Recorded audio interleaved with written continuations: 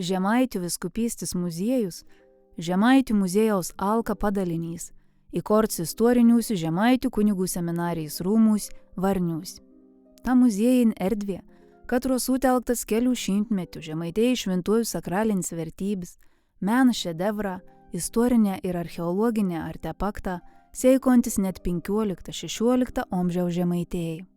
Muziejus per daugiabalsį pasakojimą kveit susipažinti su Žemaičių vyskupystės istorijai, patirti Lietuvos didžiuosios kunigaikštystės dvasią, pasigerėti iš bokšto atsiveronti Varnių panoramą ir apveizėti autentišką Žemaičių kunigų seminarijos erdvis.